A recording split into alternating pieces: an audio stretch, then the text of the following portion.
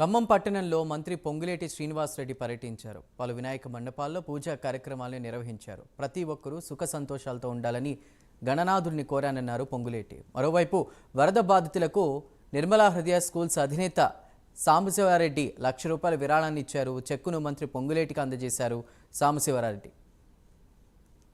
భక్తులందరికీ మనస్ఫూర్తిగా వినాయకుడు మీ కుటుంబానికి, ఈ రాష్ట్రానికి, ఈ దేశానికి మంచి జరిగే విధంగా దీవెనలు ఉండాలని, నవరాత్రులు ఏదైతే పవిత్రంగా విఘ్నేశ్వరుని పూజిస్తూ మీ మనసుల్లో కోరికలతో పాటు ప్రజలందరూ చల్లగా ఉండాలని ఏదైతే కోరుకుంటున్నారో మీ కోరికలు ఆ విఘ్నేశ్వరుడు మన్నిస్తాడని, తెలంగాణ ప్రజలు తెచ్చుకున్న ఈ తెలంగాణ రాష్ట్రానికి ఈనాడు పేదోడు ప్రభుత్వంలో అన్ని రకాలుగా మంచి జరిగే విధంగా తొలి పండగైన ఈ వినాయక చవితి విఘ్నేశ్వరుడు తప్పకుండా ఆశీస్సులు, దీవెనలు, అనురాగాలు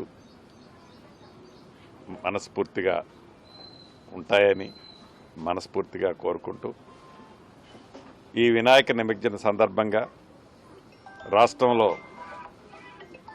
నిమజ్జనం చేసేటప్పుడు, నేల దగ్గరికి వెళ్ళేటప్పుడు యువత ప్రత్యేకంగా శ్రద్ధ తీసుకొని ఎక్కడా ప్రమాదాలు జరగకుండా ఉండే విధంగా నిమజ్జనంలో మీ వంతు పాల్గొనాలని యావత్ తెలంగాణ రాష్ట్రంలో ఉండే యువతకి ముఖ్యంగా తెలుపుకుంటూ మరొక్కసారి జై బోలో గణేష్ మహారాజ్.